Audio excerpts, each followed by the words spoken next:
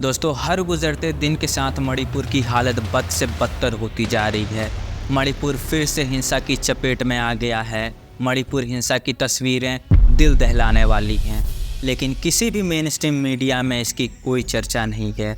हमारे यशस्वी प्रधानमंत्री जी जो इंटरनेशनल टूर पर हैं, इसके बावजूद वो वक्त निकाल लेते हैं साबरमती मूवी की तारीफ़ करने के लिए, लेकिन प्रधानमंत्री जी को जलता हुआ मणिपुर पिछले 1.5 साल से नज़र नहीं आ रहा। दोस्तों, मणिपुर एक बार फिर से हिंसा की चपेट में आ गया है। हिंसा इस कदर बढ़ गई है कि कई जिलों में कर्फ्यू लगाने की नौबत आन पड़ी, इंटरनेट की सेवाएं बंद करनी पड़ गई हैं और armed force special protection act लागू कर दिया गया है। लेकिन किसी भी मेन स्ट्रीम मीडिया में इसको लेकर कोई चर्चा नहीं की जा रही।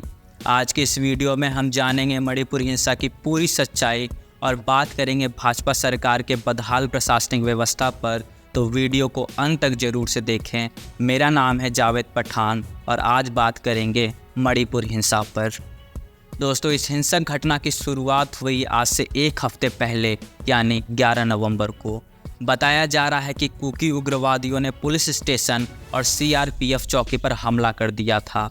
इस झड़प में 10 उग्रवादियों को मार गिराया गया था, लेकिन उस दिन 6 लोगों के अगवा किए जाने की भी खबर सामने आई थी।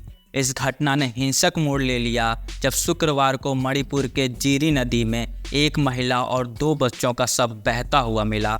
बताया जा रहा है कि ये सब उन्हें अगवा किए गए लोगों का है। इस घटना के बाद लोगों में खासा नाराज़गी देखने को मिली।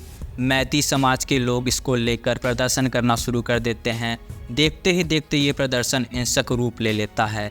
विरोध प्रदर्शन के चलते मणिपुर के 5 जिलों में कर्फ्यू और 7 जिलों में शनिवार शाम से इंटरनेट सेवाएं बंद कर दी गई हैं।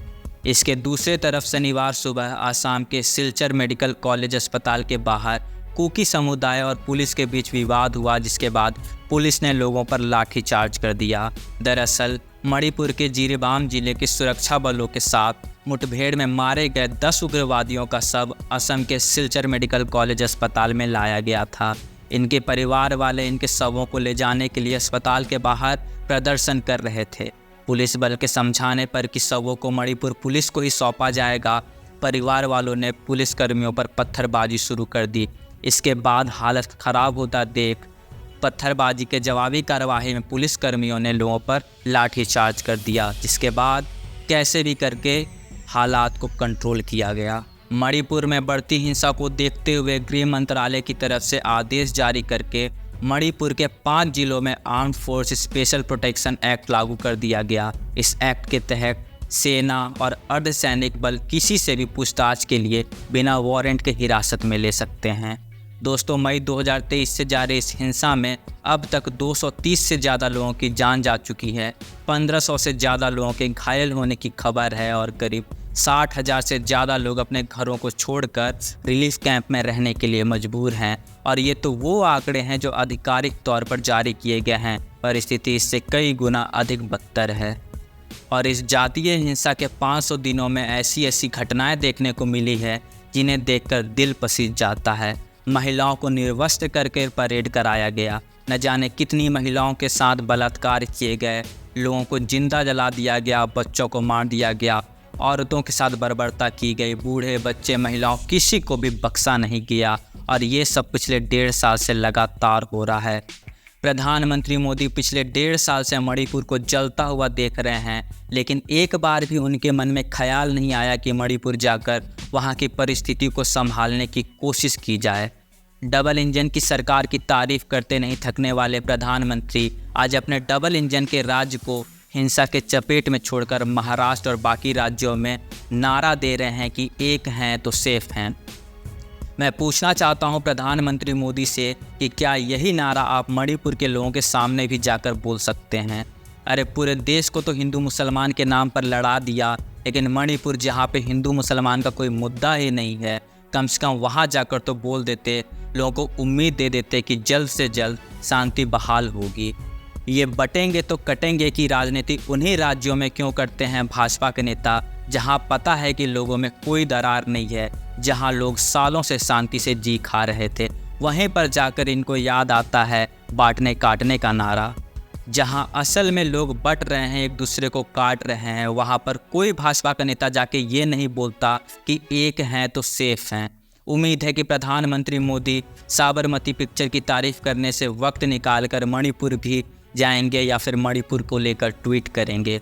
होना तो ये चाहिए था कि प्रधानमंत्री को हिंसा के शुरुआती दौर में ही वहाँ जाकर लोगों को उम्मीद देनी चाहिए थी, लेकिन फिर भी हम उम्मीद करते हैं कि प्रधानमंत्री मोदी विदेशी दौरे से लौटकर मणिपुर के दौरे पर भी जरूर जाएंगे। दोस्तों, इस हिंसक घटना को लेकर राहुल गांधी ने भी ट्वीट किया है। राहुल गांधी अंग्रेजी में लिखते हैं, the recent string of violent clashes and the continuing bloodshed in Manipur is deeply disturbing. After more than a year of division and suffering, it was the hope of every Indian that the central and the state government would have made every effort at reconciliation and found a solution. I urge the PM once again to visit Manipur and work towards the restoration of peace and healing in the region. दोस्तों, राहुल गांधी के अंग्रेजी tweet का सरल शब्दों में मतलब है कि मणिपुर में हाल ही में हुई हिंसक झड़प और लगातार हो रहे खून खराबे की घटना बेहद परेशान करने वाली है। एक साल से अधिक समय से विभाजन और पीड़ा के बाद हर भारतीय की यही आशा थी कि केंद्र और राज्य सरकार सुलह के लिए हर संभव प्रयास करेगी और समाधान निकालेगी। मैं प्रधानमंत्री से एक बार फिर मणिपुर का दौरा करने और क्षेत्र में शांति और उपचार बहाल करने की दिशा में काम करने की आग्रह करता हूँ। दोस्तों, कांग्रेस प्रवक्ता सुप्रिया श्रीनेत ने ट्वीट किया और वीडियो जारी करके इस हिंसक घटना पर अपनी प्रतिक्रिया दी है। उनका बयान आपके स्क्रीन पर। मणिपुर पिछले 1.5 साल से जल रहा है और एक बार फिर से वहां पर जबरदस्त नफरत और हिंसा भड़क गई है। इस बार नदी में जो तैरती लाशें मिली हैं, उसमें से एक लाश एक 8 महीने के बच्चे की है। आपने सही सुना, 8 महीने के बच्चे की। 6 महिलाएं और बच्चों की हिंसा के चलते मौत हो चुकी है। कई शहरों में कर्फ्यू लगा है, इंटरनेट बंद है, अराजक तत्व हाथों में खुले आम असलहे और हथियार लेकर सड़कों पर घूम रहे हैं। गुस्से से बौखलाए लोग विधायकों का घर तक जलाने को आतुर हैं और ऐसे में प्रधानमंत्री मोदी एक बार फिर से लापता है। जब जब मणिपुर के हालात बदतर होते हैं, वो विदेश के दौरे पर निकल जाते हैं और ऐसा उन्होंने एक बार फिर से किया है। जलते हुए मणिपुर को अपने हाल पर छोड़कर वो विदेश के दौरे पर है। पिछले 1.5-2 साल से मणिपुर जल रहा है और इस देश के प्रधानमंत्री ने एक बार भी न शांति की अपील करी है, न मणिपुर गए हैं वहां के लोगों की सुध लेने। ये देश का एक राज्य है जो जल रहा है और प्रधानमंत्री को मानो कोई फर्क ही नहीं पड़ता। ये वही मणिपुर है जहां पर वो बड़ी बेशर्मी से वोट मांगने जाते थे, लेकिन अब उनको न मणिपुर की त्रासदी, न वहां फैली हुई नफरत, न वहां फैला हुआ आतंक, न लोगों का दुख दर्द पीड़ा कुछ भी नजर आता है। असलियत यह है कि इस देश को एक रणछोड़ नहीं चाहिए।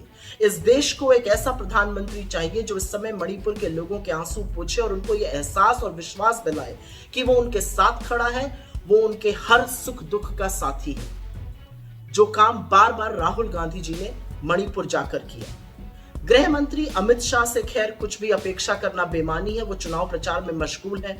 मणिपुर में क्या हो रहा है इससे उनको भी कोई फर्क नहीं पड़ता है। असलियत यह है कि ऐसा लगता है कि ना तो उनको मणिपुर में कुछ करने की नीयत है, ना शायद कुव्वत है।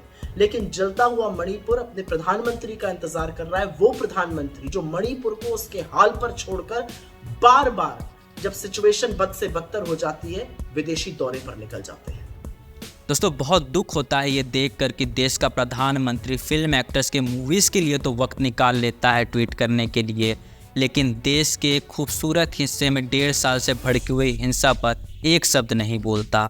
शायद प्रधानमंत्री की प्राथमिकता देश के फिल्म अभिनेता और खिलाड़ियों के लिए ट्वीट करना पहले आता है, भले ही देश का एक हिस्सा हिंसा की आग में जलकर बर्बाद होता रहे।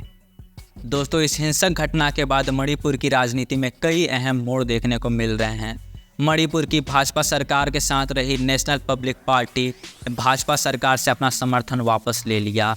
इसके साथ ही भाजपा के मंत्रियों सहित 19 विधायकों ने सीएम वीरेंद्र सिंह को हटाने के लिए प्रधानमंत्री कार्यालय को पत्र लिखा है और अगर हालात ऐसे ही बिगड़ते रहे तो परिस्थिति को देखते हुए राष्ट्रपति शासन लगाने की भी उम्मीद जताई जा रही है।